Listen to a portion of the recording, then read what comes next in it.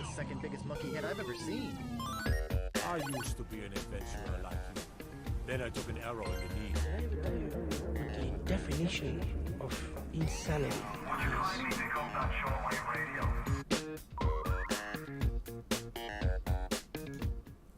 Hello and welcome to episode 35 of PvA Radio. I am one of your hosts, Luke Croft. Joining me as always, freelance gaming journalist Cody Mellokline. How are you doing, my friend? I'm doing well. Allergies are hitting me a little bit, but I'm doing well. Yeah, me too, man. We've had the windows down in the house, and like my next door neighbor mowed today. And over the years, I've developed a terrible grass allergy, and so I was feeling it a little this afternoon. Also joining us, in all the chaos, I didn't think of a nickname for you this week, Larry Hunt. Noted grass enthusiast. Yes, I love grass, although I too am allergic.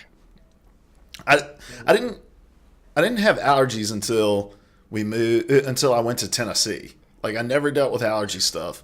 Then I moved to East Tennessee for 4 years of school, and it's like the number one place on the east, like east of the Mississippi for allergies, like the highest allergens. And So, pollen. go ahead. I'm sorry. it kills me now this time of year. My biggest allergy is dogwood trees, and that's why this time of year is so bad for me. They bloom. It's awful. And Tennessee was the worst because years ago, a journalist wrote about how Tennessee was one of the ugliest cities in America. And so they started this initiative to make Knoxville. Oh, I was about to say. Sorry. Yeah. And so they started this initiative to make Knoxville beautiful, and they've done a great job. But one of their solutions was to plant dogwood trees literally everywhere. Oh. The whole city is dogwood trees. So I would be on the verge of death every spring when we lived there. Yeah, it's also the state tree of Virginia, so they're everywhere here too. Can't escape. No escape.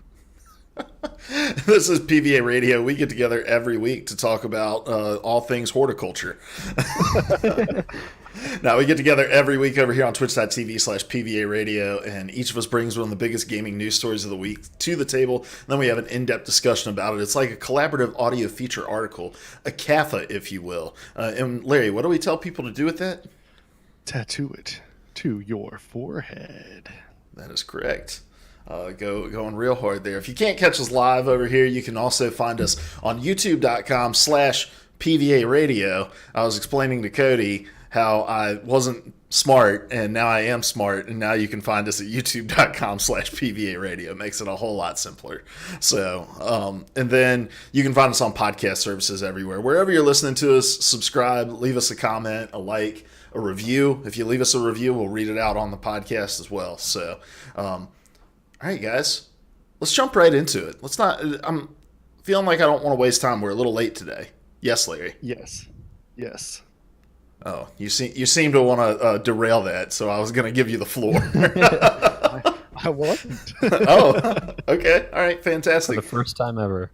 Also, my mic is really loud. I apologize. All right, well, let's start this week like we get every week, started with what have you been playing? Cody, we're going to start with you. What have you been playing? A lot more of The Division 2. Still really enjoying it. And then I dove into Borderlands 2 after talking about Borderlands last week. I didn't play it a lot, but I played it a little bit. It's just a really fun game. I am playing on PC, so my Mac is straining to run this game, but I'm still enjoying it. So did you get the free upgrade to? They did the 4K update on the Borderlands 2 on PC. So are you playing on that? Obviously probably not in 4K, but no, not playing in 4K. I'm not, to be honest, I'm not really sure. I'm not a PC dude. I don't know what's going on. I press play on Steam and then I play it. All right, fair enough. This is how I game. He uses his PC like it's a console. It's just whatever happens. Yeah, it's rolling the dice. All right, awesome. Anything else? No, that's it. I haven't been playing Sekiro. I want to pronounce it correctly this week. Yeah. We didn't mention that. So we all had the chance for the first time ever to meet one another in person on Saturday. Well, I've met Larry in person quite a few times, all right, at least 10. And but we've known Cody now for years, and this was the first time we had a chance to meet up in person because you live relatively close to us, closer to us than you did when you were in Boston. Definitely, yeah, much closer. It's pretty cool. A little risky. I didn't know if Cody was going to kidnap me. I didn't know if I was going to kidnap Cody, but it all worked out all right. Yeah, it did work out. He knew he wanted to. I was talking him out of it on the way up there. I was like, "Now, Larry, when we get there, you're gonna want to shove him in the trunk. I'm not gonna let you do that." I was describing to my coworker what I was going to do this weekend. I'm like, I met these two random Southern gentlemen on the internet, and I'm going to meet them for the first time. I'm driving 2.5 hours to Charlottesville to hang out with these two Southern men. Dude, they had an obituary pre-written for you like a celebrity. Yeah. Yeah, it was awesome, though. We're definitely going to have to do that again. We're starting to plan out a little charity stream that we have in the works, and details will come together for that soon, hopefully, and we'll be able to pass those along to you guys. But all right, Larry, he's taking a sip out of his psych mug. So Larry texted me right before the podcast, and he's like, "Hey, man, I'm going to be drinking out of my psych mug if you want to join me," because he bought me the same psych mug for some occasion back in the day. And last time I used my psych mug on the show, you were like, "I'd have used mine if you'd let me know." So you asked for it. Now, Larry, when I say let me know, I don't mean let me know 2 minutes before we're about to hop on and I'm going to get shit set up for us. It was 8:45. That was 5 minutes before we were about to hop on. Oh, I think I had already opened up the video chat on Discord. So. Look, I'm obnoxiously early. You should know this about me by now. When he came to pick us up, he was super early, and I don't know if I should say this on the internet, but I'm going to. Our landlord has developed this habit of showing up unannounced, and so we've developed this habit of blatantly ignoring him when he does, not being quiet or anything, just not answering the door. And so when Luke showed up early, we thought he was the landlord because a branch went through our carport, and so we just ignored him knocking at our door. So let me tell this story from my end, all right? So I'm at his house.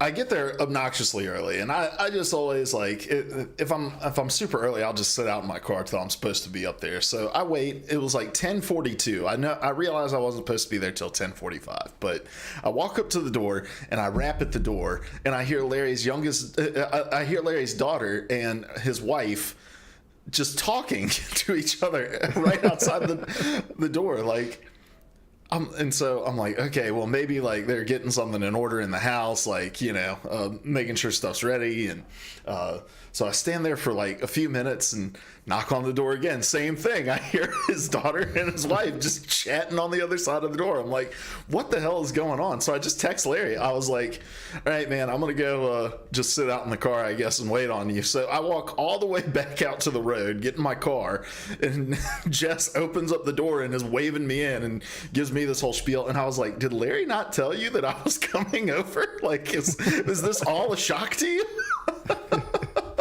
Oh, hey, honey, I'm going to be gone for a couple hours. Oh, man. So, anyway, Larry, what I was going to ask you, about 12, 15 minutes ago, what have you been playing, my friend? So I haven't played The Division this week, which is kind of sad. Played some Overwatch. It had been a while. When Luke asked me to play Overwatch, I was not excited about that. And then once I got into it, I was like, I'm glad I did this. Overwatch night, we spent some time apart, and it was good for us. It was good for our relationship. I've been playing a lot of Apex still, loving that game. And this week, Bethesda actually let me into Elder Scrolls Blades, so I got to play it. And, it's a mobile game, and I don't have real high expectations for it, but gameplay-wise, it's a really fun game. It's a dungeon crawler, and the controls for combat are pretty unique. Unfortunately, a lot of it relies on loot, and the way you get that loot is by finding chests, and the way you open those chests is classic mobile. Wooden chests open in 5 seconds, silver chests open in 3 hours, and gold chests open in 5 hours. And so I wound up with all these chests, and I can either buy some of their in-game currency to unlock them more quickly, or I just wind up locked up, and so I will not be continuing to play this game. I guess I should have expected this, but I did not expect this. Kind of sad. So the game itself is free, right? Yeah. But I'd rather pay for the game and be able to play it. I think that's a ton of people like our age. I think that's the general consensus among people our age with mobile games. It's like, just let me pay $5.99 for the damn thing and be on my way. And so, but I guess there's somebody who's out there paying this, or else, mobile games would choose a different model, and they're probably paying much more than $5.99. Yeah, true. So, let's see. I've been playing Smash, trying to get good at that game. Still played in the LPI, which is streamer I watch his weekly Smash tournament. Got my ass handed to me in both matches, but I played. I don't know if there was anything special about the first person. I mean, look, we're all special, but I don't know if there's anything particularly special about the first person that I played. But the second person I played was the previous week's champion, so I didn't expect to do that well. I did take a stock off of him in one match that I felt really good about, but I feel like I'm improving even more. I played like 2 hours with Ben last night, just in an arena, fighting him, and he's pretty good at that game. So, and we were kind of trading back and forth on who got wins. Not going to be able to play in it this week. It's the Invitational, and I did not meet the threshold for points. And then, we got back into Overwatch. I've been playing Overwatch a little more than Larry has on PC, but hopped on Xbox with him, and I thought we had a pretty good time. I got a little tilted. I was streaming, so I may have gotten more tilted than I normally would have gotten, but I still got pretty tilted. Yeah. Cody's played with me when I'm not streaming. He knows. I get less tilted when you're streaming because I don't want there to be evidence. You should. No one laugh because it's not a joke. You should release your inhibitions. Feel the rain on your skin. All right. Rain on you. All right. Awesome. Well, let's. I wanted to mention a follow up here, and I forgot to pull the story in. So I was talking with Larry on the phone about this, but a couple weeks ago we talked about the story where PlayStation was removing retail codes for digital codes for games from retailers, like brick and mortar retailers, and why that may be so. And I think I've come to the bottom of it. Cody, did you see a story last week about how PlayStation is about to announce a change in their refund policies? I did not see this. So Sony is about to, there's rumors that they're about to announce that they're going to change their refund policy to where if you bought something and have not downloaded it yet, you can still get a refund for the game within 14 days of purchase. So like if you bought Anthem and you didn't install it, but you started reading a bunch of stories about how it was breaking people's PlayStations, you could turn your code in and say, give me my $60 back. But it doesn't come back to you in cash. It just gets applied right back to your PlayStation wallet. Okay. And so if those rumors are true, it helps make a lot of sense. And I think there's still room for speculation about PlayStation's motives, but I think the motive's clear. So when you go to GameStop and you buy anything digital, whether that's DLC, a game code, or even currency, those things are completely non-refundable. Like, you cannot get your money back for it. So if you go in and you want to buy Xbox One currency and the cashier accidentally rings you up for PS4 and you come back and realize they gave you the wrong thing, you're kind of SOL. And when you're ringing up, they make you confirm your purchase on the screen. Like, you get a readout of what you're actually buying because of that. So I imagine Sony pulled those codes because people would expect that they could go back to GameStop and get a refund within that same policy, and those policies don't overlap between the retailer and what PlayStation's actually doing on their client side. And also probably to do with some scam stuff where you could buy those codes via trade-in currency and then come back, get the refund, and then it gets applied back to your wallet as PlayStation currency. So just wanted to do a quick follow-up there. We did a lot of kind of wild speculation, and I think a lot of it still reigns true and will ultimately pan out, but I think that actually is probably more likely the immediate reason for the change. That makes a lot of sense. All right. Well, let's get into our topics here, Larry. Kick us off. What do you got for us? All right. So, first off, there's something that I failed to mention in my "What have you been playing?" And don't worry, it connects here. I watched a documentary on Netflix called "Playing Hard," and it's about the development of For Honor. And just so you guys know, that's going to be my topic next week. So there's your homework. Go home and Cool. I mean, you are home, but step into the next room. It's like a film club. Don't tell me where I'm at. Yeah. And viewers, if you want to be able to weigh in next week on that, go ahead and give it a watch. But I've already seen it, and I thoroughly enjoyed it. Very often we talk about the development side of things, and we always have the disclaimer. Now, we've never developed a game, and this documentary gave you a really good look behind the curtain. But that's not my topic this week. This week, my topic is that 2 is the first game to keep in its user reviews. So a lot of people are upset that Borderlands 3 is going to be on the Epic Games Store, and they did what any reasonable person who's upset by that news. They went and left a negative review on Borderlands 2 on Steam. And so with this sudden tanking of reviews, Steam has set up a system where they've kind of flagged from August. Sorry, what? It's not August. What month is this? April 3rd to April 6th. There were a lot of negative reviews in news. And so I just wanted to talk about the whole review bombing thing here for a minute, because this has just become a problem across the board. Anywhere where users, customers, viewers are able to review something, this is just like a standard thing that happens now. People show up and just they hate a thing without any good reason and just try to tank the score of that thing. We've seen it affecting movies, TV shows, and of course video games. So with this being a problem in every public review space for a while now, has this affected the way that you consider user reviews, or do you still find some value in those? So before we hop into that, sorry, Larry, not to take over your topic here.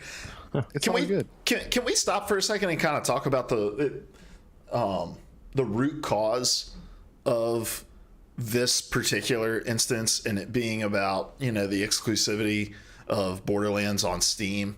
I mean, on the Epic Store, and how it's not coming to Steam until April next year, I think. Mm-hmm. I think that's right.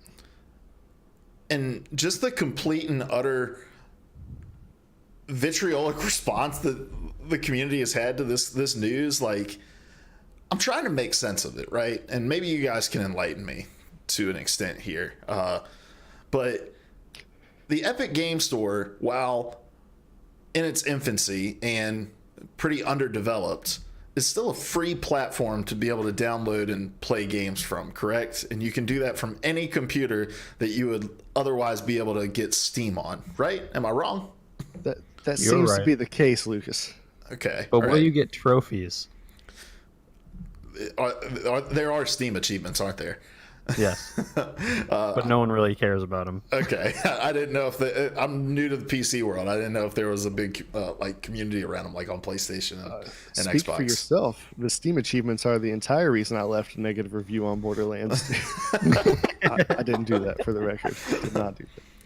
Like, why do you think people are so upset about this?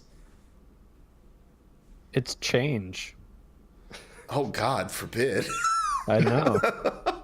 I really do think that's the root cause. I mean, think about it logically for 1 second, and yeah, it makes no sense. But if you're a Steam diehard and everything you play is on Steam, everything your friends play is on Steam, it's just another barrier. It's like, it is a barrier, not a significant barrier to you being able to play the game.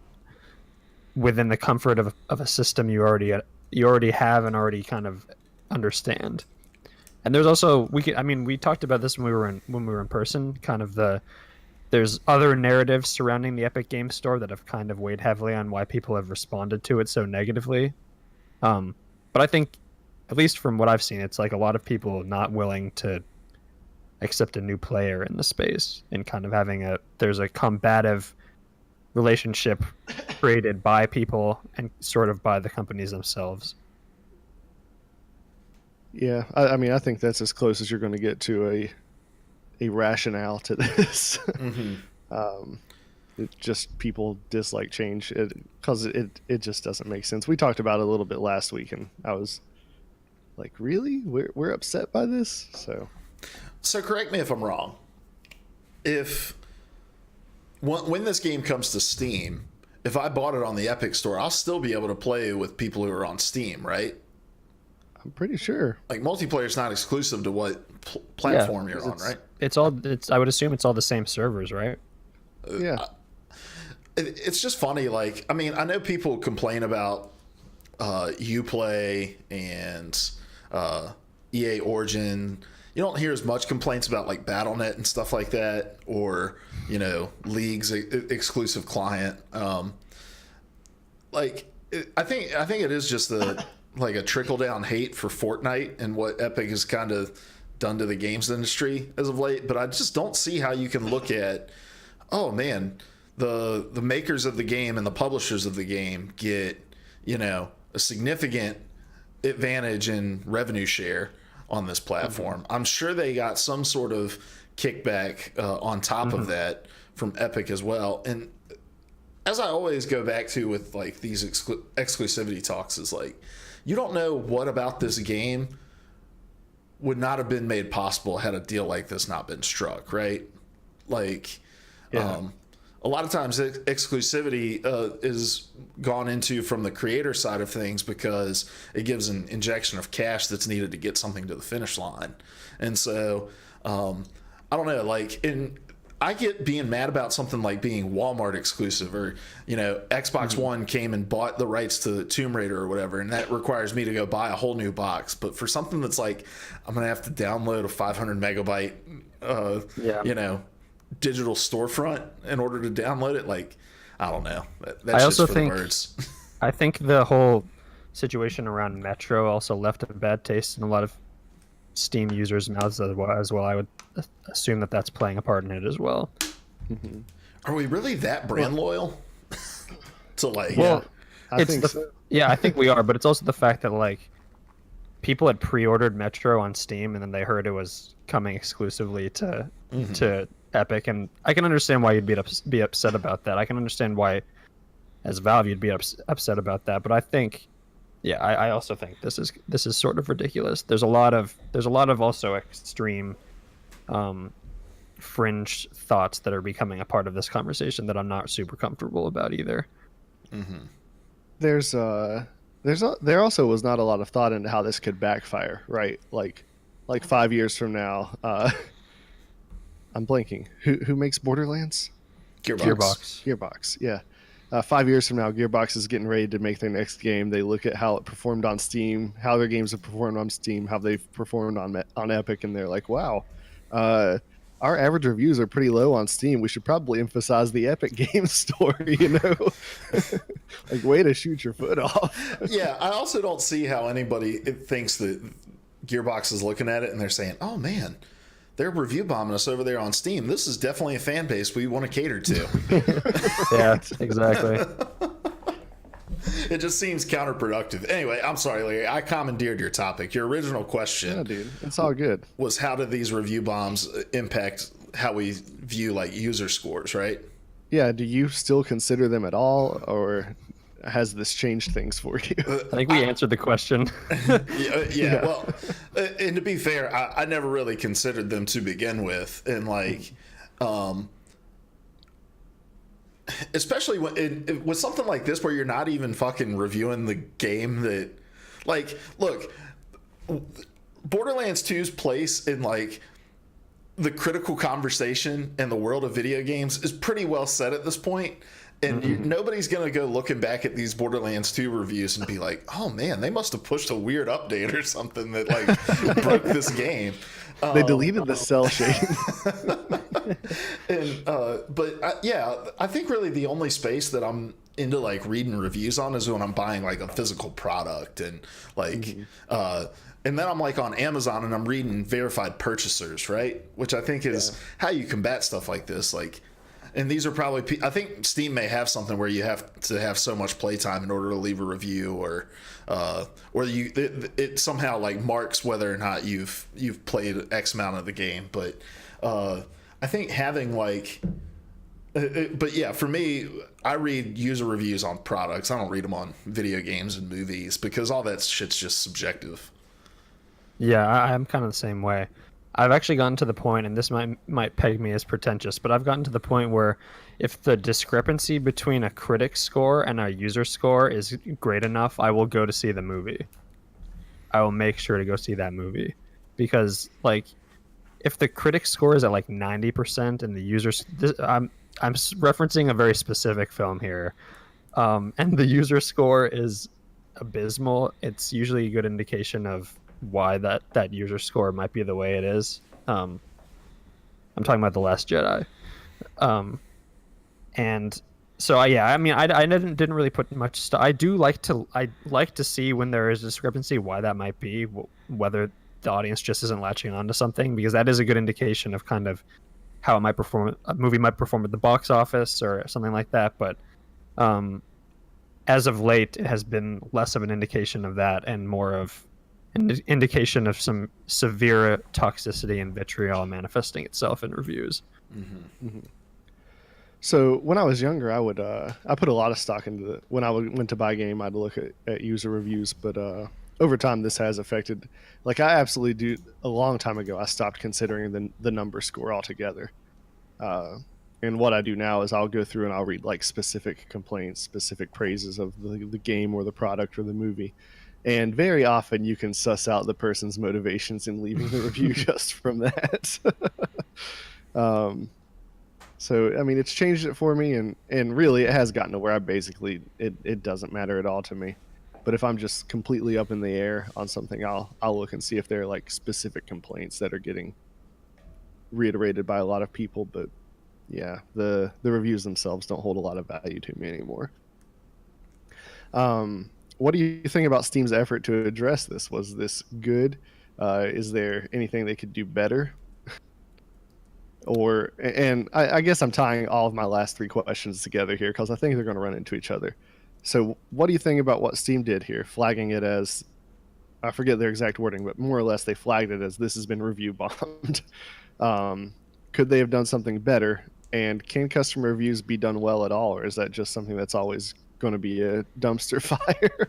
So you remember when the Switch put out reviews for like, I think it was like 2 weeks on their platform, and they were like, nah, we're good. and now the platform doesn't have them anymore. Like,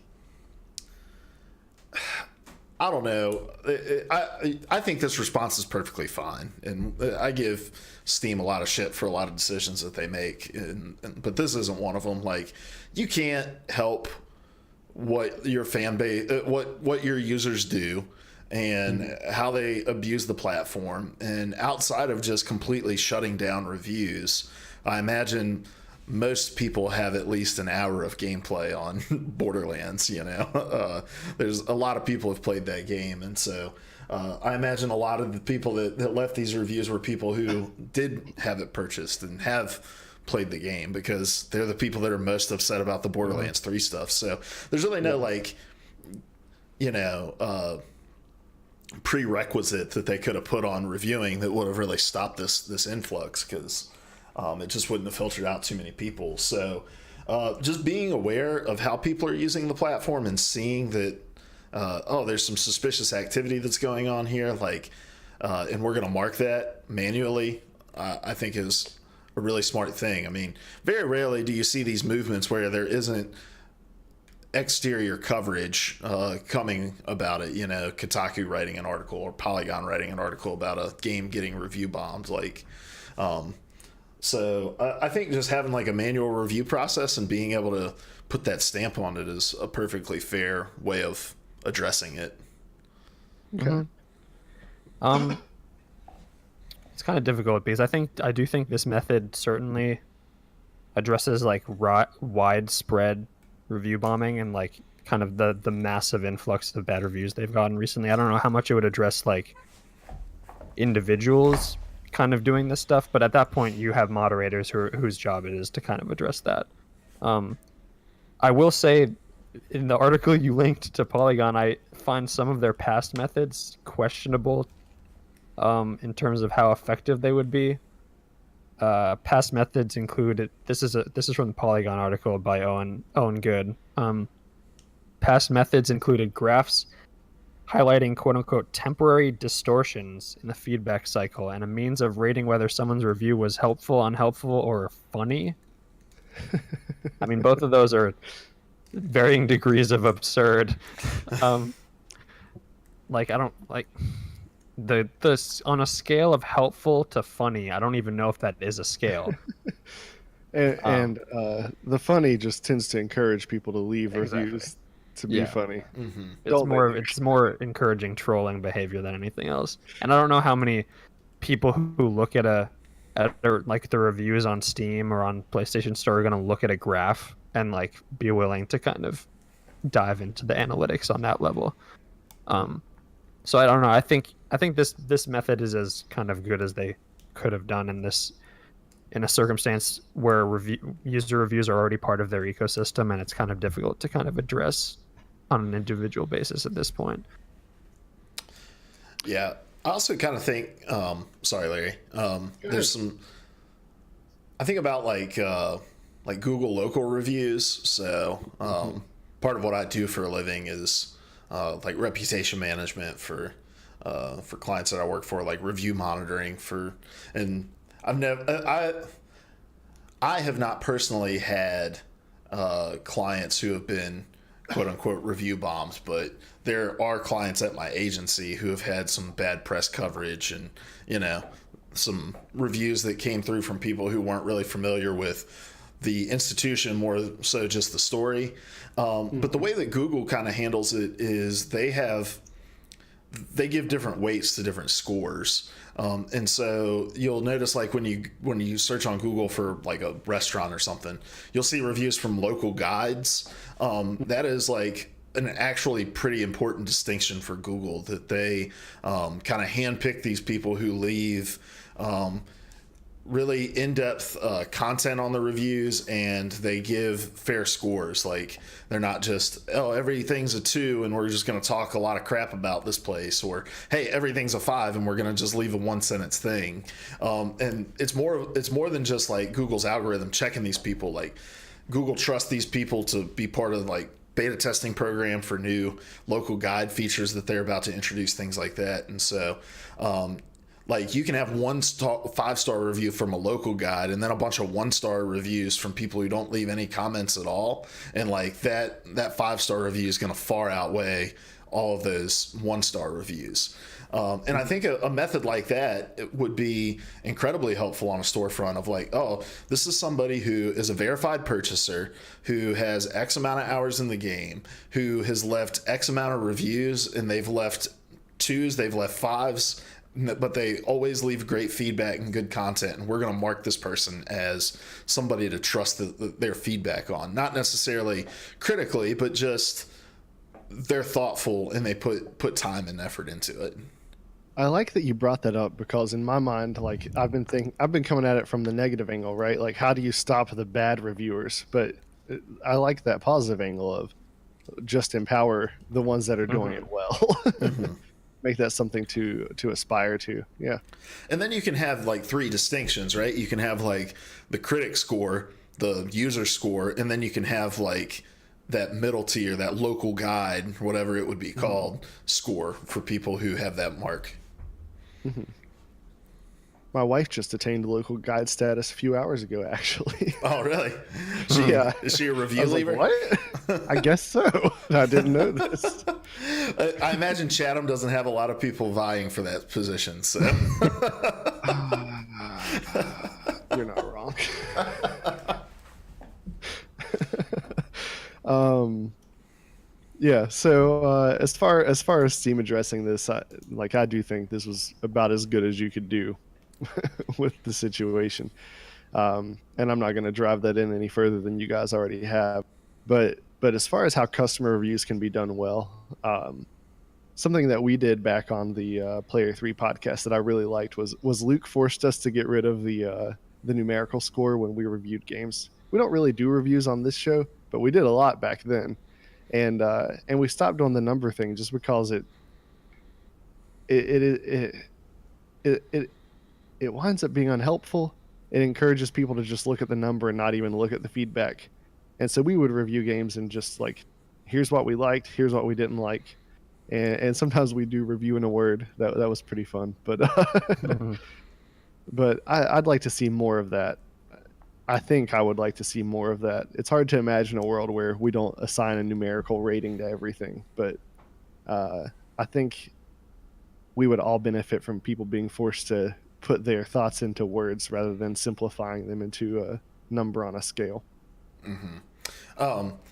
So we do at my company, we model our meetings around a structure called the L10, and it's just a way of like organizing your agenda.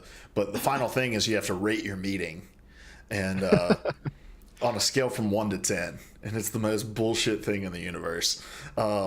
Because it's like if you give anything under an 8, you have to explain why, and it'll be put it as an issue. And I'm like, but it's the same exact thing we do with video games, right? Like we see a game gets a 7.5 and we're like, oh man, that game must have been shit. And it's like, a 75 is passing. Like a 75 is a good score. But like the more and more we have numeric values on our reviews, like the shorter, the smaller that window becomes for what's an acceptable score for your game. And like, if your game doesn't get an 8 or above, you better explain yourself, because that's a terrible score you've just given us. Yeah. Well, a score ends any conversation. Mm-hmm. It's no longer what are the qualities of this game that are good and what could be worked on. This is 7.5. This is 6.5. We all have some understanding of what that is, and it's not altogether. It's not altogether defined by the actual value of that game, and those scales are always subjective anyway. So one person's 7.5 might be another person's 8.5 or another person's 6.5. Yeah. Plus, we all give 8 and above during those meetings just because we don't want to have to talk anymore. We're ready to get out of there. Yeah. Well, do you guys have any other thoughts on this? Yeah, I have one other thing I wanted to bring up. So I'm reading a book right now. It's called Hacking Growth. It's about just like how to yeah. It's all about how to like A/B test your products and figure out how you can propel more and more people to like sign up or buy your product. But they tell the story of a company who realized that in the App Store, you can see like 2 or 3 reviews when you like on the App Store screen, and they realized that like when those 3 were positive and thorough, they had more and more people download their app on those days versus a day where maybe like a 2-star is among those 3. And so they really like push their users to leave more 5-star reviews. And I like your idea, Larry, of it's less about the number score that they give and more about the thoughtfulness of the responses, because I'm one of those people like, hey, if somebody leaves a 3-star review, but they write a big long paragraph about, hey, here's all the things that are great, I'm docking off because of this and this, and they're not necessarily use cases in which I would care. Like if somebody were to write a 3-star review about Halo and talk about Warzone as while they're taking stars off, I'm like, well, I don't give I don't care about that because I don't want to play Warzone. So like giving more credence to the thought that's in it, and displaying that, I think would encourage me more to read it and put more stock into it. Mm-hmm. Definitely. Yeah. Well, I just wanted to end this by saying, as I've said many times with varying degrees of legitimacy, probably, please pour less energy into hating things, everybody. Yeah. All right, Cody, What you got for us? Got a story over from Kotaku. Good old boy Jason Schreier. I've heard of him. I think we've probably heard of him. It's a name that's been floated around a little bit. Got his book right here. Oh yeah, it's on my list. But yeah, this article, I feel like these stories specifically about Ubisoft come out every year. But there was a little tease in Division 2 on perhaps what the next Assassin's Creed has to offer people in terms of a setting. This was originally just a rumor that was floating around. There was I think it's the Potomac Event Center location in the game, has a bunch of posters of it just says Valhalla, and there's like a Viking looking person, and the person is holding what looks like an apple of Eden from Assassin's Creed. I think most people know what that is. If they don't, it's this legendary item that can kind of control the minds of people. It's kind of the central fixture in the lore of Assassin's Creed. Well, an eagle-eyed sleuther, internet sleuther, found this and kind of took a bunch of photos of it and posted on Twitter. And Jason Schreier obviously saw it and essentially confirmed that this poster is confirmation of something he's heard, which is that the next Assassin's Creed will be taking place in the days of Viking past, which your mileage may vary on Assassin's Creed and your mileage may vary on Vikings, so we're not really going to talk about that. Because I'm less concerned about talking about the setting of the next Assassin's Creed, because I think we've all kind of expressed our varying levels of interest and passion for that series before. And but you could literally throw out any setting for an Assassin's Creed, and I'd be like, number 1, I can see it, and number 2, I'm kind of interested, and number 3, I'm interested, but I'm not going to play. Yeah. And I'm probably somewhere more towards the interested. Not that I will say that I didn't really think Greece was a great setting, but that's just because I've seen that so many times in games. But I like Viking stuff is cool. Like it seems to be very in vogue too with Hellblade and God of War. But I do want to talk about kind of the method that Ubisoft has chosen and continues to choose in terms of teasing its next games. I believe it was in Watch Dogs 2 they teased a game that was sort of in progress called Pioneer that has since been canceled. That is no longer a project that Ubisoft is working on. And they've also teased that the next Watch Dogs will take place in London, which Schreier also confirmed because he has eyes and ears everywhere. He's the Varys of the video game industry. He is certainly the Varys of the video game industry. That's He's a the Game of Thrones reference, Larry. Oh, Larry Yes, doesn't watch. I understood that. I didn't understand that. He's a spider. He's a big bald spider.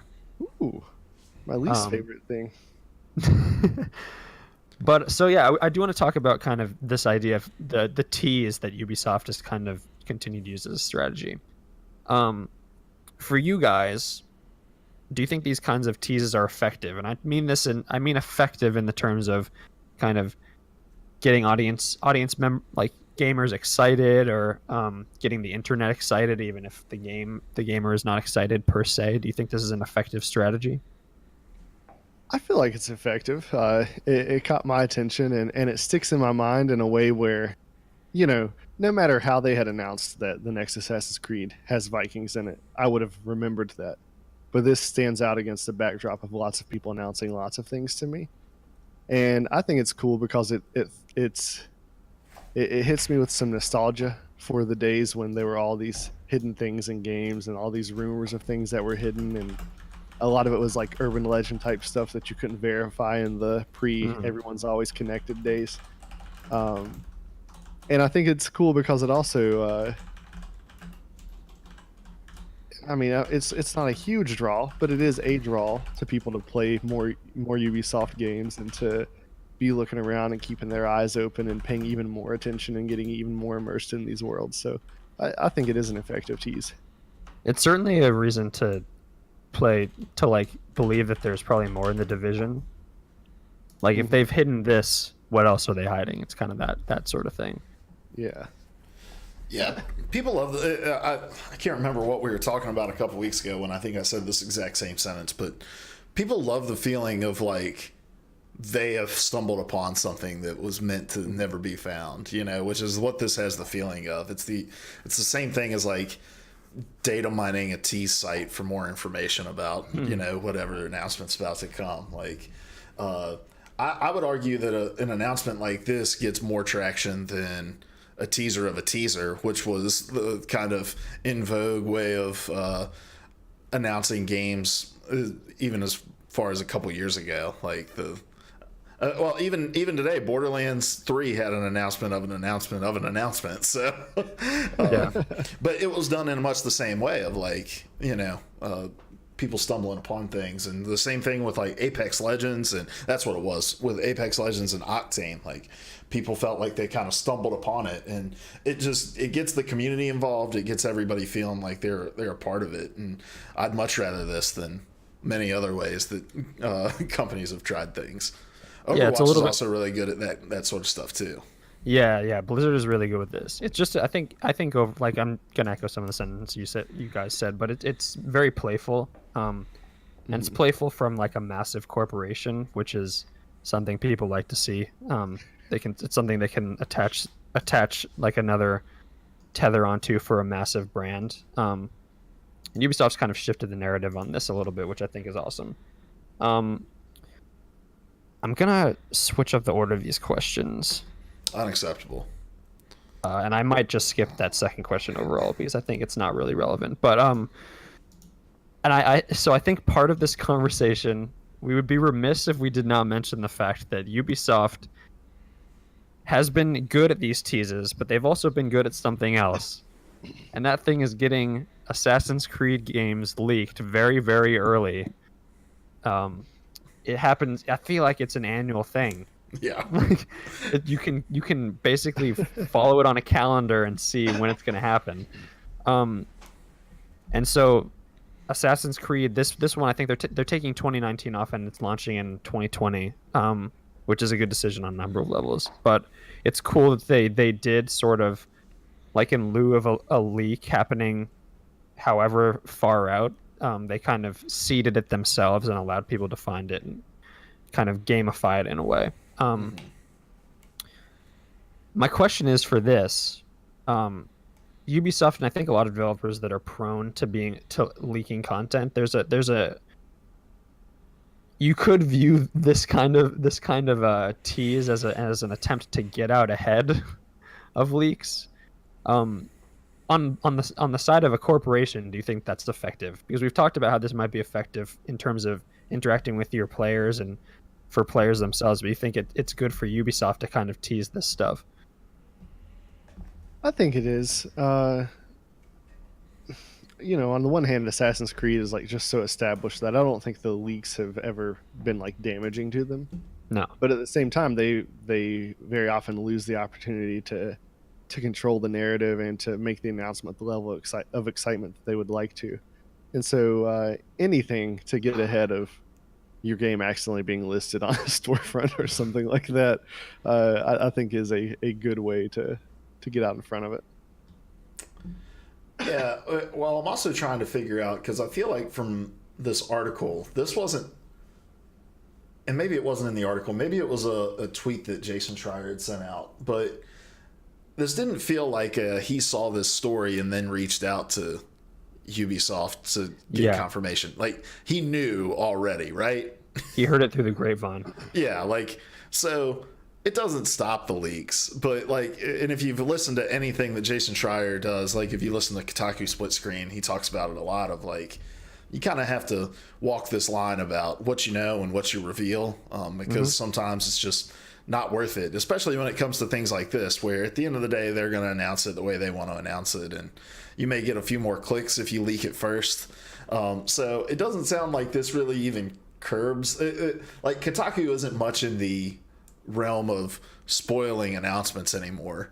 Like that was a thing that they used to do. But even back to, like, you think about Fallout 76, Jason Schreier was like, the coverage we're having for that isn't to ruin what Bethesda's hoping to reveal. It's to get out ahead of some of the misinformation that people have about what they think this game is. And Yeah, it's to clarify. And so, I mean, I think this is a playful way for Ubisoft to like kind of lean into their own their own meme about who they are. Yeah. But I don't think this does anything to stymie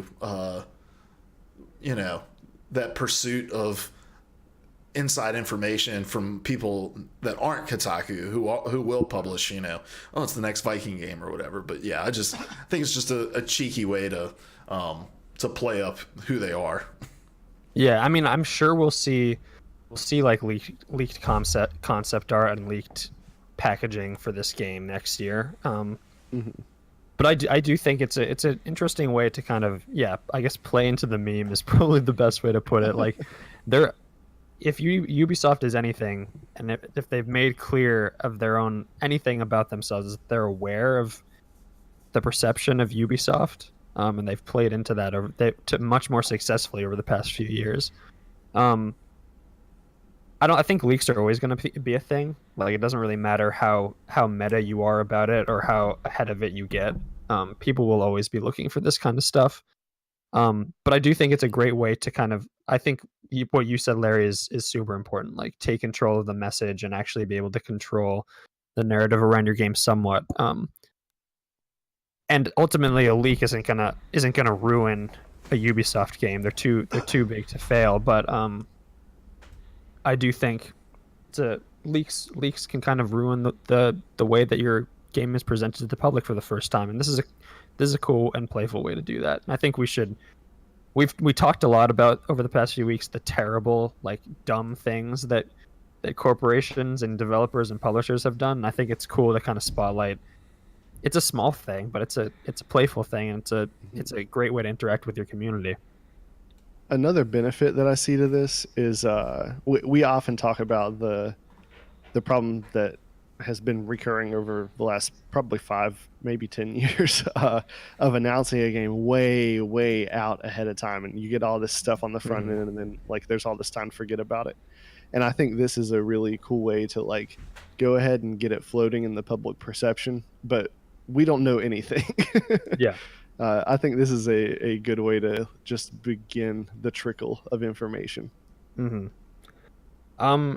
Fuck it. I'm gonna address this last question because I think it'll be fun to just do some corkboard speculating.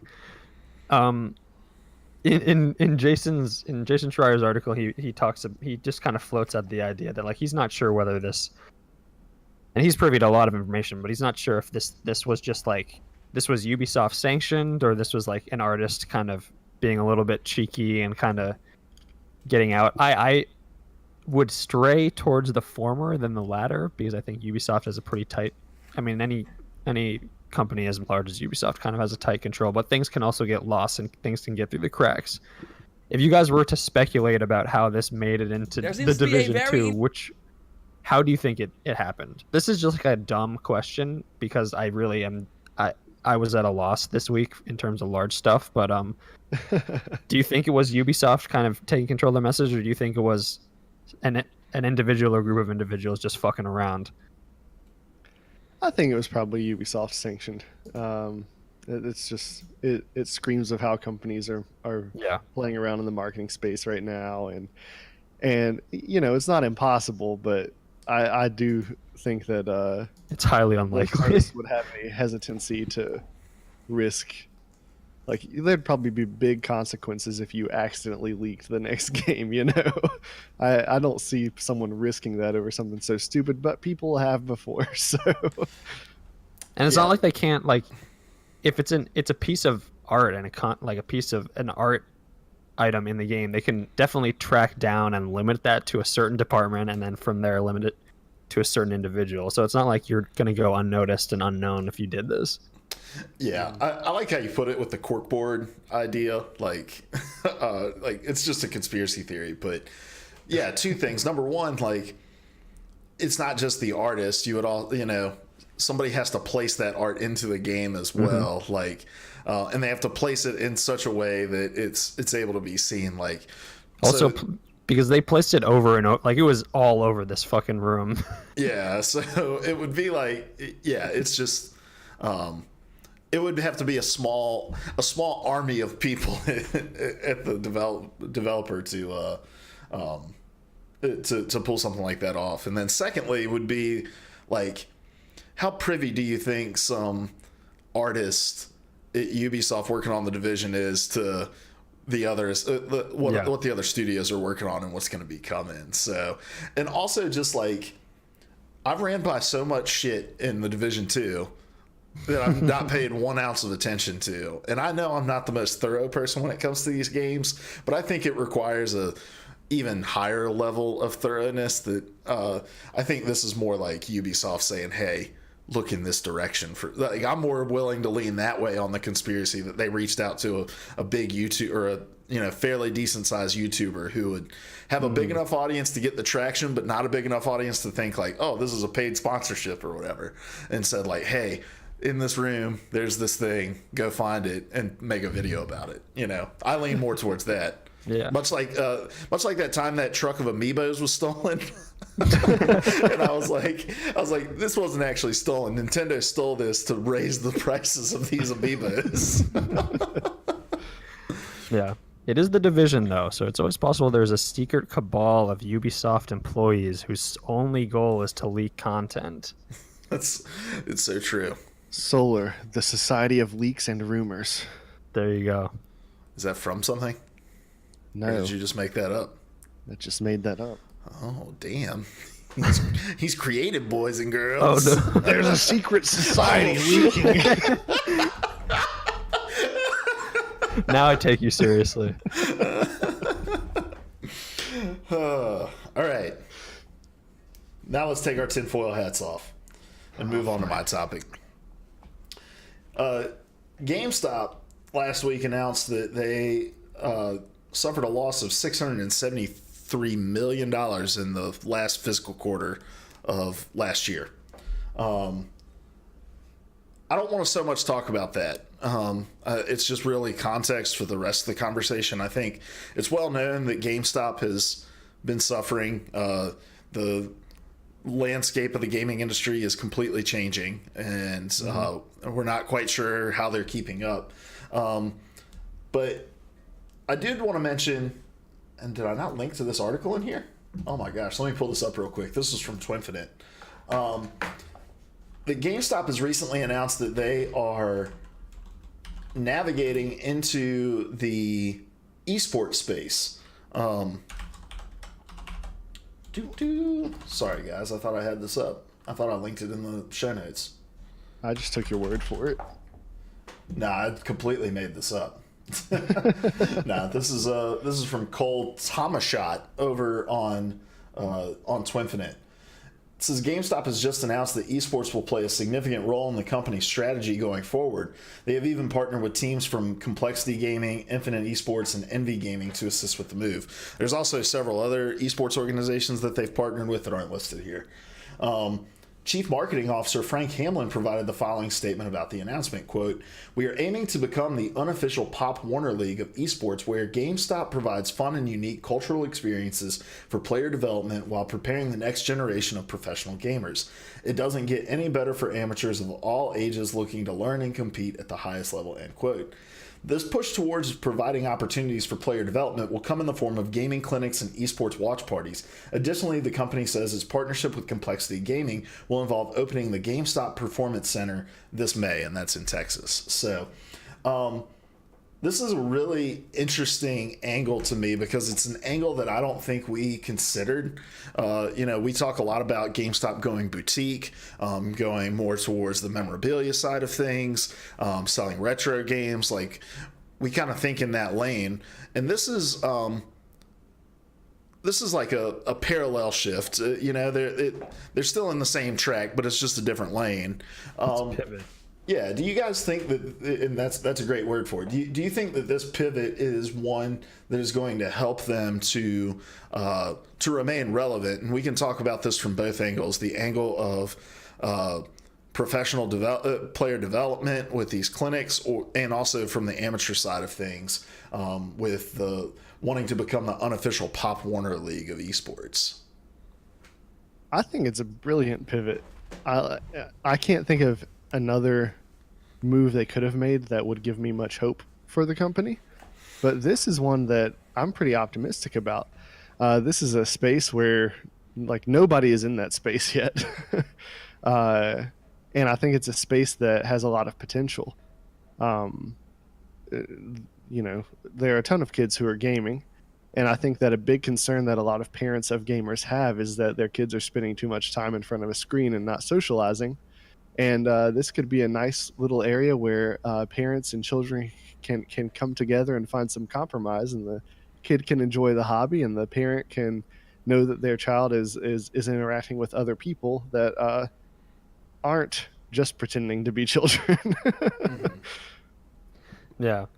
So I'm sort of two minds on this. One, I do think this is a great idea in theory. I think there are independent and kind of localized versions of this. We've heard about esports camps kind of popping up here and there, but those are obviously not funded to the degree that a camp or a league would be if it was funded by a company like GameStop.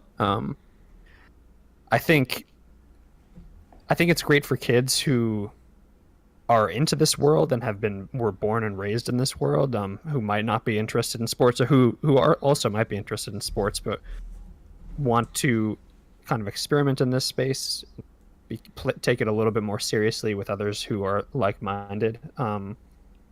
And I think as we see collegiate esports leagues kind of form and become more serious, the only way that organized esports like the Overwatch League and the league that League of Legends has set up, the only way we're going to see esports survive in the long term is if there is a pipeline for talent.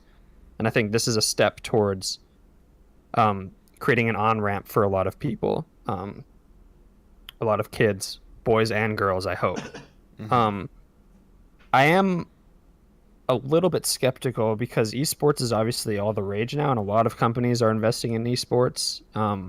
A lot of companies that may or may not have the experience in esports and experience understanding what it takes to succeed in that space. I don't know how much experience the folks at GameStop have in this space. Taken on its face, they don't, but they might have brought on staff who are. You would assume they bring on staff who are kind of more well versed in this world. Mm-hmm. So I'm always skeptical when a corporation makes a pivot into something like this that they're not known for or not necessarily familiar with. But I would like to be pleasantly surprised, because I think it is a niche of esports and a world in esports that isn't being serviced, and I think could benefit a lot of kids who are interested in playing games on a more serious level. Yeah, and I think that what makes this interesting to me is you mentioned there's all these companies that are trying to get in on the esport train because it's the hot new item, but they're trying to get in it on the professional level. Like, mm-hmm. Sponsors are trying to connect in these big leagues, and that's really the big space that like the gold rush is in right now. Whereas this feels more like a move to foster a community rather than to take advantage of the community. Obviously they're a corporation and they're going to look to take advantage of it monetarily, or else they wouldn't get into it. But I don't think anyone looks at amateur or like youth sports before like high school sports and thinks like, oh man, this is going to be a huge moneymaker for us. I do think GameStop is looking at the harsh reality of their future, where they've got all of these physical locations and they're about to have nothing to stock half of those shelves with, as far as like physical product. And they're wondering like, what do we do with these long-term lease agreements that we've entered into in all of this physical space that we have? At the end of the day, as much as people love playing online tournaments, there's nothing quite like the thrill of a LAN tournament. And so being able to convert your facilities to be able to play in those is brilliant to me. And I also just think about like pretty much 3/4 of the time spent driving back to Larry's house on Saturday was us reminiscing about our playing in organized sports when we were kids. And Larry and I are not particularly gifted athletically, but we carved out a space for ourselves in that world while we were in school, and we learned a lot of really great lessons through it. And I just think like, and this sounds so like old man of me, but I learned things about communication and teamwork and camaraderie and something being greater than the sum of its parts, like through organized sports. And it taught me a lot of life lessons that I've carried with me now, even though I don't play baseball or football, in my adult life.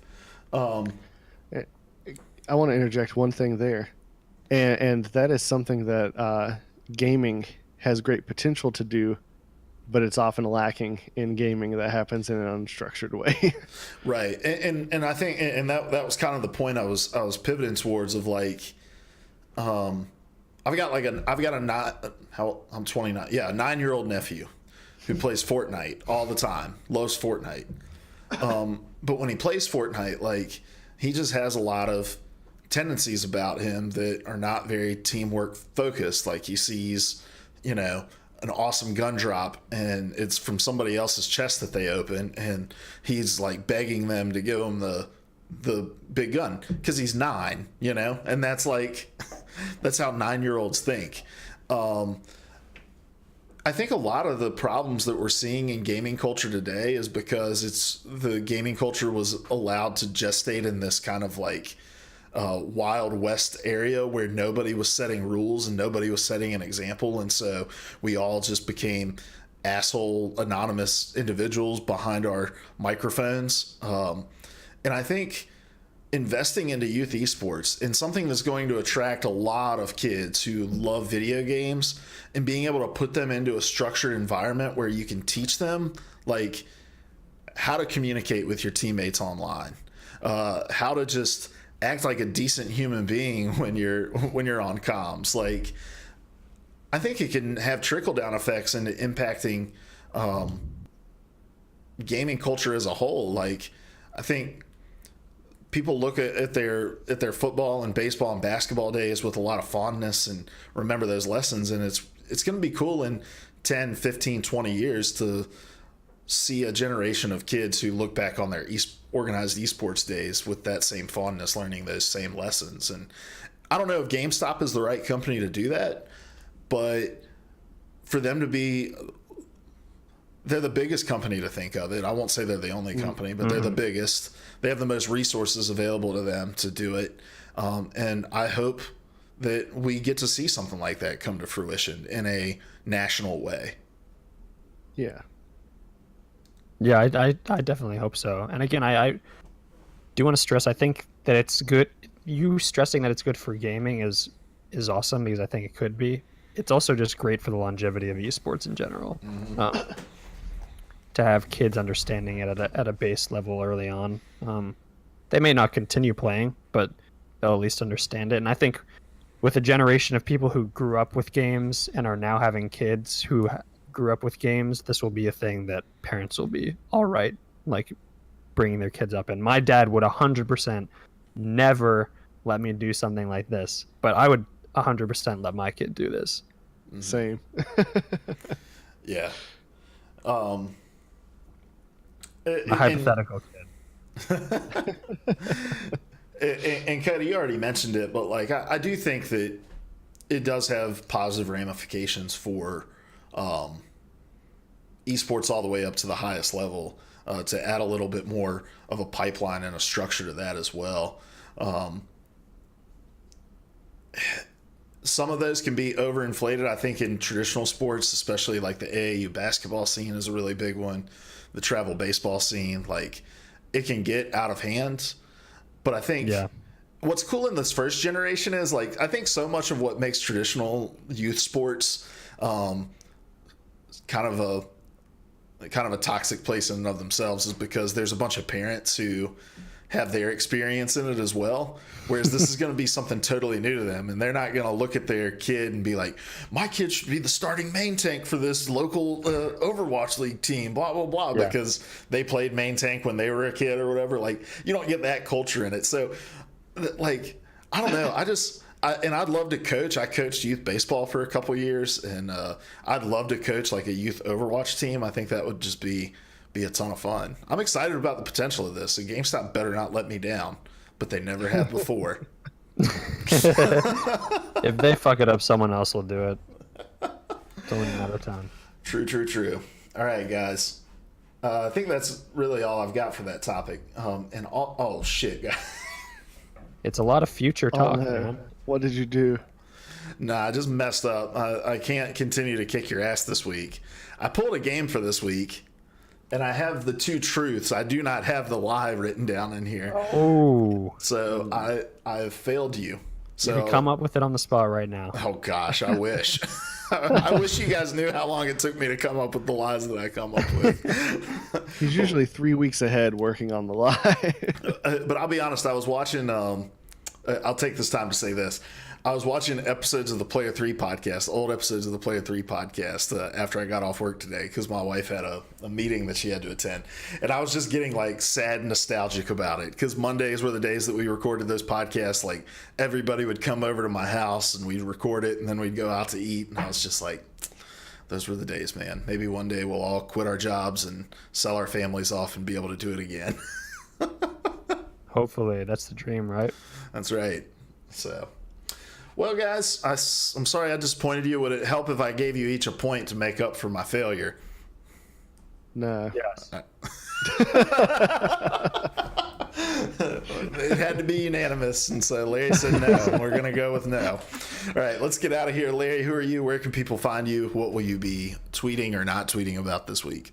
I'm Larry. You can find me on Twitter at Larry Hunts Zombies. And I don't know, I keep getting random urges to tweet, but we're only a couple weeks out from the end of my absence from Twitter, so I'm coming back soon. Nice. Keep it all stored up inside and then let it out in one giant... I've been furiously drafting tweets for months. Yeah.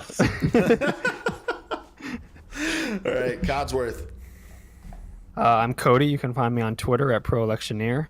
I'm going to try to get back into Sekiro this week, so maybe I'll be tweeting about that. All right. I hope to be able to tweet something triumphant at the end of this week. Oh, the end of this week. You're not very far into it. That's ambitious. No, not like triumphant as in beating the game. Oh, Triumphant okay. as in beating this boss I've been stuck on for days. All right, my name is Luke. You can find me on Twitter at Hoagie_OW. I have some things in the works that I may be pushing some info about this week. Little tease. I'm waiting to hear back on some emails that I've sent out. So just be on the lookout for that. But yeah, other than that, this has been PvA Radio. We get together every week, and each of us brings one of the biggest gaming news stories of that week. And then we have an in-depth discussion about it. It's like collaborative audio feature article, your CAFA. And Cody, what do we ask people to do with that? Tattoo it on your big toe on your right foot. Oh, Specific. very specific. That sounds painful. It probably is. Like the top or the bottom? Both. Oh, okay. We're live over here on twitch.tv/PVA Radio every Monday at 9 p.m. Eastern time. You can catch us. If you don't catch us live, you can find us on podcast services everywhere, also on youtube.com/PVA Radio. Until next week, though, guys, we're going to get out of here. We'll be doing some live stuff over here on the Twitch channel, so make sure you follow. But till then, we love you. Goodbye. Why, that's the second biggest monkey head I've ever seen. I used to be an adventurer like you. Then I took an arrow in the knee. Can I tell you the definition of insanity? Would you please become that shortwave radio?